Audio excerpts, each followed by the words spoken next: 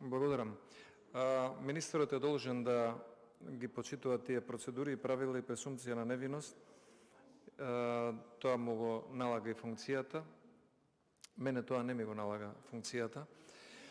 И јас би сакал тука да бидам и по-отворен кон јавноста и да кажам дека доколку претходната власт беше поагилна и кога се водеше одредена постапка во која што оваа фирма и други фирми беа следени со ПИМ мерки од претходната власт, но за жал не се долуваше навремено, немаше да се случи ниту скандалот со Евростандард банка и со незиното пропаѓање.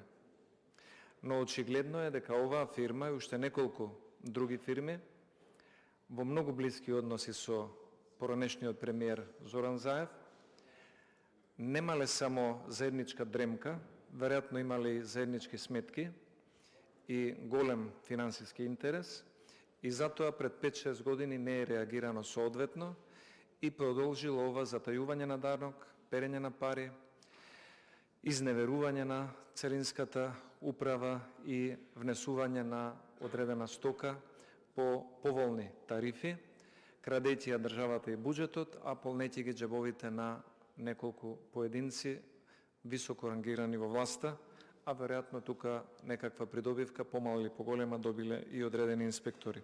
Немам друго прашање, задоволен сум одговорот. Благодарам.